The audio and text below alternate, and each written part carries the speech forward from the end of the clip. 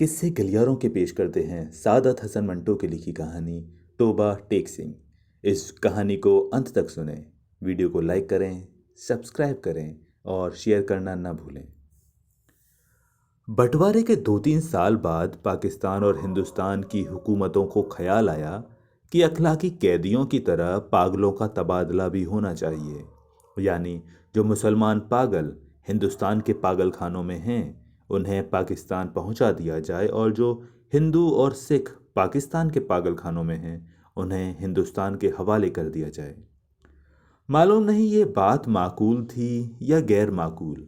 बहरहाल दानिशमंदों के फैसले के मुताबिक इधर उधर ऊंची सतह की कॉन्फ्रेंसें हुईं और बिल आखिर एक दिन पागलों के तबादले के लिए मुकर्रर हो गया। अच्छी तरह छानबीन की गई। वो मुसलमान पागल जिनके लवाहिकीन हिंदुस्तान ही में थे वहीं रहने दिए गए। जो बाकी थे उनको सरहद पर रवाना कर दिया गया। यहाँ पाकिस्तान में चूंकि करीब करीब तमाम हिंदू सिख जा चुके थे, इसलिए किसी को रखने रखाने का सवाल ही न पैदा हुआ। जितने हिंदू सिख पागल थे सबके सब पुलिस की हिफाजत में बॉर्डर तक पहुंचा दिए गए। उधर का मालूम नहीं, लेकिन इधर लाहौर के पागल खाने में जब इस तबादले की खबर पहुंची तो बड़ी दिलचस्प चेमी गोइयां होने लगीं। एक मुसलमान पागल जो 12 बरस से हर रोज बाकायदगी के साथ जमींदार पढ़ता था, उससे जब उसके एक दोस्त ने पूछा, मौलवी साहब यह पाकिस्तान क्या होता है, तो उसने बड़े गौर फिक्र के बाद जवाब दिया, हिंदुस्तान में एक ऐसी जगह है जहां उस्तरे बनते हैं। ये जवाब सुनकर उसका दोस्त मुतमईन हो गया। इसी तरह एक सिख पागल ने एक दूसरे सिख पागल से पूछा, सरदार जी हमें हिंदुस्तान क्यों भेजा जा रहा है, हमें तो वहां की बोली नहीं आती। दूसरा मुस्कुराया, मुझे तो हिंदुस्तानों की बोली आती है, हिंदुस्तानी बड़े शैतानी अक्कड़ अक्कड़ हिलते हैं। एक दिन नहाते नहाते एक मुसलमान पागल ने पाकिस्तान जिंदाबाद का नारा इस जोर से बुलंद किया कि फर्श पर फिसल कर गिरा और बेहोश हो गया। बाज पागल ऐसे ही थे। जो पागल नहीं थे उनमें अक्सरियत ऐसे कातिलों की थी जिनके रिश्तेदारों ने अफसरों को दे दिलाकर पागल खाने भिजवा दिया था कि फांसी के फंदे से बच जाए। ये कुछ कुछ समझते थे कि हिंदुस्तान क्यों तकसीम हुआ है और ये पाकिस्तान क्या है, लेकिन सही वाक़यात से वो भी बेखबर थे। अखबारों से कुछ पता नहीं चलता था और पहरेदार सिपाही अनपढ़ और जाहिल थे। उनकी गुफ्तगू से भी वो कोई नतीजा बरामद नहीं कर सकते थे। उनको सिर्फ इतना मालूम था कि एक आदमी मोहम्मद अली जिन्ना है जिसको कायदे आज़म कहते हैं। उसने मुसलमानों के लिए एक अलहदा मुल्क बनाया है जिसका नाम पाकिस्तान है। ये कहाँ है, उसका महल वकू क्या है, उसके मुतलिक वो कुछ नहीं जानते थे।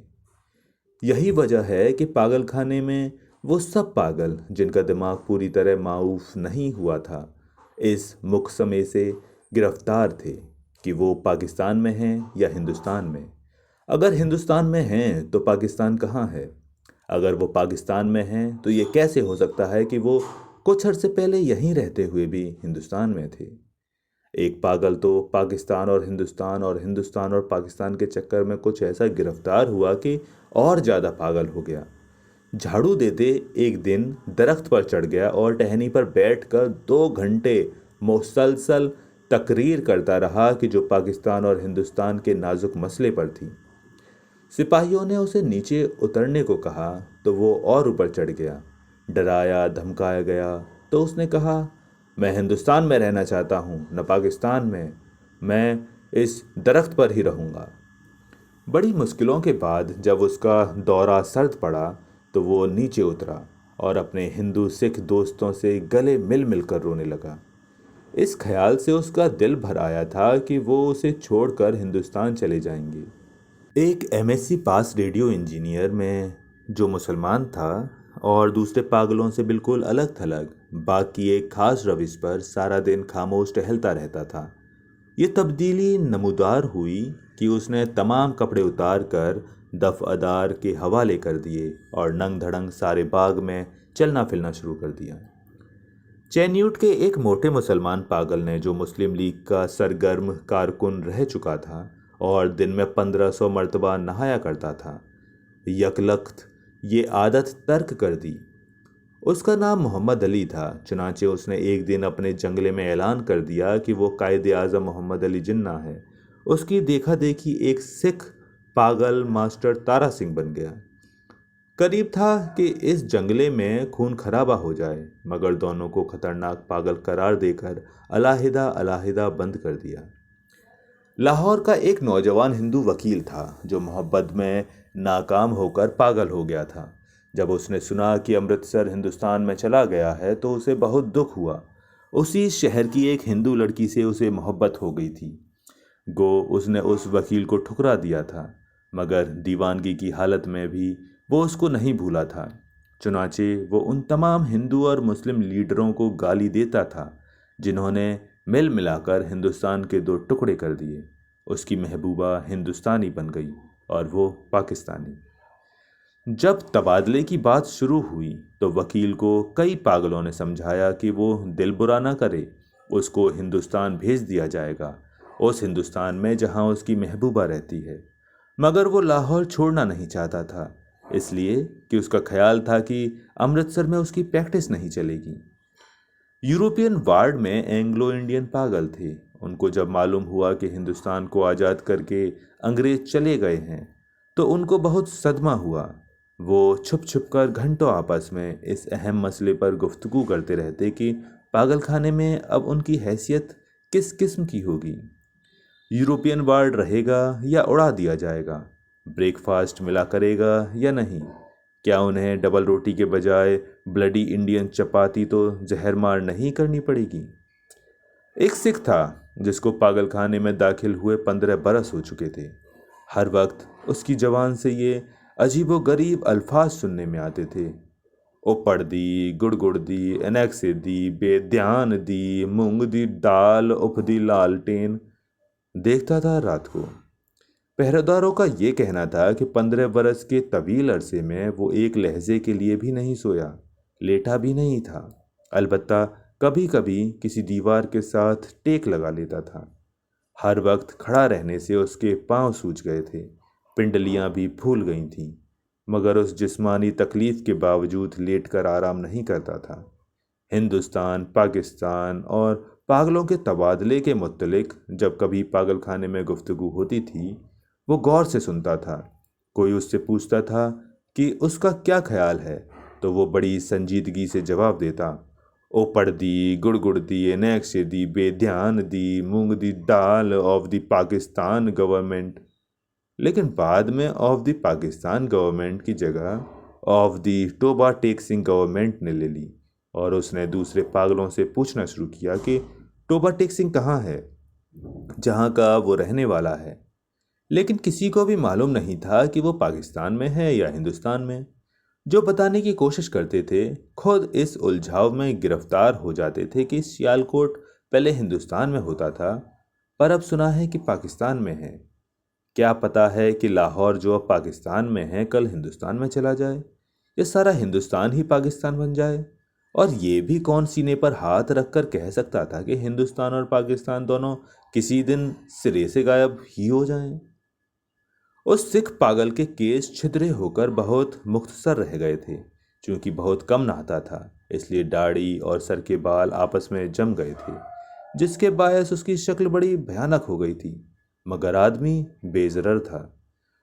15 बरसों में उसने कभी किसी से झगड़ा फसाद नहीं किया था। पागल खाने के जो पुराने मुलाजिम थे वो उसके मुत्तलिक जानते थे कि टोबा टेक्सिंग में उसकी कई ज़मीनें थीं। अच्छा खाता पीता जमींदार था कि अचानक दिमाग उलट गया। उसके रिश्तेदार लोहे की मोटी मोटी जंजीरों में उसे बांध कर लाए और पागल खाने में दाखिल करा गए। महीने में एक बार मुलाकात के लिए ये लोग आते थे और उसकी खैर खैरियत दरियाफ्त करके चले जाते थे। एक मुद्दत तक ये सिलसिला जारी रहा, पर जब पाकिस्तान हिंदुस्तान की गड़बड़ शुरू हुई तो उनका आना बंद हो गया। उसका नाम बिशन सिंह था, मगर उसे टोबा टेक सिंह कहते थे। उसको ये कतन मालूम नहीं था कि दिन के कौन सा है, महीना कौन सा है या कितने साल बीत चुके हैं। लेकिन हर महीने जब उसके अजीज ओ अकारिब उससे मिलने के लिए आते थे तो उसे अपने आप पता चल जाता था। चुनाचे वो दफअदार से कहता कि उसकी मुलाकात आ रही है। उस दिन वो अच्छी तरह नहाता, बदन पर खूब साबुन घिसता और सर में तेल लगाकर कंघा करता। अपने कपड़े जो वो कभी इस्तेमाल नहीं करता था निकलवा के पहनता और यूं सज कर मिलने वालों के पास जाता। वो उससे कुछ पूछते तो वो खामोश रहता या कभी कभार ऊपर दी, गुड़गुड़ दी, नेक्शे दी, बेध्यान दी, मूंग दी, वॉल ऑफ दी लालटेन कह देता। उसकी एक लड़की थी जो हर महीने एक उंगली बढ़ती बढ़ती 15 वर्षों में जवान हो गई थी। बिशन सिंह उसको पहचानता ही नहीं था। वो बच्ची थी, जब भी अपने बाप को देखकर रोती थी। जवान हुई तब भी उसकी आंखों में आंसू बहते थे। पाकिस्तान और हिंदुस्तान का किस्सा शुरू हुआ तो उसने दूसरे पागलों से पूछना शुरू किया कि टोबा टेक सिंह कहाँ है। जब इत्मीनान बख्श जवाब न मिलता तो उसकी कुरेद दिन बर दिन बढ़ती गई। अब मुलाकात भी नहीं आती थी। पहले तो उसे अपने आप पता चल जाता था कि मिलने वाले आ रहे हैं, पर अब जैसे उसके दिल की आवाज़ भी बंद हो गई थी जो उसे उनकी आमद की खबर दे दिया करती थी। उसकी बड़ी ख्वाहिश थी कि वो लोग आएं जो उससे हमदर्दी का इजहार करते थे और उसके लिए फल, मिठाइयाँ और कपड़े लाते थे। वो अक्सर उनसे पूछता कि टोबा टेक सिंह कहाँ है, तो वो उसे यकीनन बता देते कि पाकिस्तान में है या हिंदुस्तान में, क्योंकि उसका ख्याल था कि वो टोबा टेक सिंह ही से आते हैं जहाँ उसकी ज़मीनें हैं। पागल खाने में एक पागल ऐसा भी था जो खुद को खुदा कहता था। उससे जब एक रोज़ बिशन सिंह ने पूछा कि टोबा टेक सिंह पाकिस्तान में है या हिंदुस्तान में, तो उसने हस्बे आदत कहकहा लगाया और कहा, वो पाकिस्तान में है न हिंदुस्तान में, इसलिए कि हमने अभी तक हुक्म नहीं दिया है। बिशन सिंह ने उस खुदा से कई मर्तबा मिन्नत समाजत से कहा कि वो हुक्म दे दे ताकि झंझट ख़त्म हो, मगर वो बहुत मसरूफ़ था, इसलिए कि उसे और बेशुमार हुक्म देने थे। एक दिन तंग आकर वो उस पर बरस पड़ा। ओ पढ़ दी, गुड़ दी, अनेक्से दी, बेध्यान दी, मूंग दी डाल of ji, Wahe Guru ji Khalsa and Wahe Guru जी दी फतेह, जो बोले सो निहाल, सत श्री अकाल। उसका शायद ये मतलब था कि तुम मुसलमान के खुदा हो, सिखों के खुदा होते तो ज़रूर मेरी बात सुनते। तबादले से कुछ दिन पहले टोबा टेक सिंह का एक मुसलमान जो उसका दोस्त था मुलाकात के लिए आया। पहले वो कभी नहीं आया था। जब बिशन सिंह ने उसे देखा तो एक तरफ हट गया और वापस जाने लगा, मगर सिपाहियों ने उसे रोका। ये तुमसे मिलने आया है, तुम्हारा दोस्त फजलदीन है। बिशन सिंह ने फजलदीन को एक नज़र देखा और कुछ बड़बड़ाने लगा। फजलदीन ने आगे बढ़कर उसके कंधे पर हाथ रखा। मैं बहुत दिनों से सोच रहा था कि तुमसे मिलूं, लेकिन फुर्सत ही न मिली। तुम्हारे सब आदमी खैरियत से हिंदुस्तान चले गए। मुझसे जितनी मदद हो सकी मैंने की। तुम्हारी बेटी रूप कौर। वो कुछ कहते कहते रुक गया। बिशन सिंह कुछ याद करने लगा। बेटी रूप कौर? फजलदीन ने रुक रुक कर कहा, हाँ वो भी ठीक ठाक है, उनके साथ ही चली गई है। बिशन सिंह खामोश रहा। फजलदीन ने कहना शुरू किया, उन्होंने मुझसे कहा था कि तुम्हारी खैर खैरियत पूछता रहूं। अब मैंने सुना है कि तुम हिंदुस्तान जा रहे हो। भाई बलबीर सिंह से कहना फजलदीन राजी खुशी है। 2 भूरी भैंसें जो वो छोड़ गए थे उनमें से एक ने कट्टा दिया है और दूसरी के कट्टी हुई थी, पर 6 दिन की हो के मर गई। और मेरे लायक जो खिदमत हो कहना, मैं हर वक्त तैयार हूँ। और ये तुम्हारे लिए थोड़े से मड़ोरे लाया हूँ। बिशन सिंह ने मड़ोरों की पोटली लेकर पास खड़े सिपाही के हवाले कर दी और फजलदीन से पूछा, टोबा टेक सिंह कहाँ है? फजलदीन ने कदरे हैरत से कहा, कहाँ है? वहीं है जहाँ था। बिशन सिंह ने फिर पूछा, पाकिस्तान में या हिंदुस्तान में? हिंदुस्तान में? नहीं नहीं, पाकिस्तान में। फजलदीन बौखला सा गया। बिशन सिंह बड़बड़ाता हुआ चला गया, ऊपर दी, गुड़गुड़ दी, अनेक्से दी, बेध्यान दी, मूंग दी दाल of the Pakistan and Hindustan of the दुरफटे मुंह। तबादले की तैयारी मुकम्मल हो चुकी थी। इधर से उधर और उधर से इधर आने वाले पागलों की फहरिस्तें पहुंच गई थीं और तबादले का दिन भी मुकर्रर हो चुका था। सख्त सर्दियां थीं जब लाहौर के पागल खाने से हिंदू सिख पागलों से भरी हुई लारियां पुलिस के महाफिज दस्ते के साथ रवाना हुई। मुत्तलिका अफसर भी हमराह थे। वाघा के बॉर्डर पर तरफैन के सुप्रिटेंडेंट एक दूसरे से मिले और इब्तिदाई कार्रवाई खत्म होने के बाद तबादला शुरू हो गया, जो रात भर जारी रहा। पागलों को लारियों से निकालना और उनको दूसरे अफसरों के हवाले करना बड़ा कठिन काम था। बाज तो बाहर निकलते ही नहीं थे। जो निकलने पर रजामंद हुए थे उनको संभालना मुश्किल हो जाता था, क्योंकि इधर उधर भाग उठते थे। जो नंगे थे उनको कपड़े पहनाए जाते तो फाड़ कर अपने तन से जुदा कर देते। कोई गालियां बक रहा था, कोई गा रहा है, आपस में लड़ झगड़ रहे हैं, रो रहे हैं, बिलख रहे हैं। कान पड़ी आवाज सुनाई नहीं देती थी। पागल औरतों का शोरो गोगा अलग था और सर्दी इतनी कड़ाके की थी कि दांत से दांत बज रहे थे। पागलों की अक्सरियत इस तबादले के हक में नहीं थी, इसलिए कि उनकी समझ में नहीं आता था कि उन्हें अपनी जगह से उखाड़ कर यहाँ फेंका जा रहा है। वो चंद जो कुछ सोच समझ सकते थे, पाकिस्तान जिंदाबाद और पाकिस्तान मुर्दाबाद के नारे लगा रहे थे। 2-3 मरतबा फसाद होते होते बचा, क्योंकि बाज मुसलमानों और सिखों को ये नारा सुनकर तैश आ गया था। जब बिशन सिंह की बारी आई और वाघा के उस पार मुत्तलिका अफसर उसका नाम रजिस्टर में दर्ज करने लगा, तो उसने पूछा, टोबा टेक सिंह कहाँ है, पाकिस्तान में या हिंदुस्तान में? मुत्तलिका अफसर हंसा, पाकिस्तान में। यह सुनकर बिशन सिंह उछलकर एक तरफ हटा और दौड़कर अपने बाकी ईमानदार साथियों के पास पहुंच गया। पाकिस्तानी सिपाहियों ने उसे पकड़ लिया और दूसरी तरफ ले जाने लगे, मगर उसने चलने से इनकार कर दिया। टोबा टेक सिंह यहाँ है, और जोर जोर से चिल्लाने लगा, ओ पर्दी गुड़गुड़ दी अनेक्से दी बेध्यान दी मूंग दी दाल of the Toba Tek Singh and Pakistan. उसे बहुत समझाया गया कि देखो, अब टोबा टेक सिंह हिंदुस्तान में चला गया है, अगर नहीं गया तो उसे फौरन वहां भेज दिया जाएगा। मगर वो न माना। जब उसको जबरदस्ती दूसरी तरफ ले जाने की कोशिश की गई तो वो दरमियान में एक जगह इस अंदाज में अपनी सूजी हुई टांगों पर खड़ा हो गया, जैसे अब उसे कोई ताकत वहां से नहीं हिला सकेगी। आदमी चूंकि बेजरर था, इसलिए उससे मजीद जबरदस्ती न की गई। उसको वहीं खड़ा रहने दिया गया और तबादले का बाकी काम होता रहा। सूरज निकलने से पहले साकित ओ सामित बिशन सिंह के हलक से एक फलक सिपाह चीख निकली।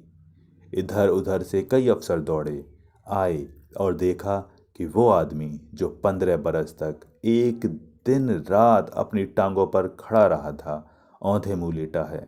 उधर खारदार तारों के पीछे हिंदुस्तान था, इधर वैसे ही तारों के पीछे पाकिस्तान। दरमियान में जमीन के उस टुकड़े पर जिसका कोई नाम नहीं था, टोबा टेक सिंह पड़ा था। तो दोस्तों, ये थी कहानी टोबा टेक सिंह, लेखक सादत हसन मंटू। उम्मीद है आपको कहानी पसंद आई होगी। अगर कहानी पसंद आई है तो चैनल को सब्सक्राइब करें, वीडियो को लाइक करें, शेयर करें और कमेंट में अपना सुझाव लिखना न भूलें। मिलते हैं किसी और दिन किसी नई कहानी के साथ। तब तक के लिए नमस्कार।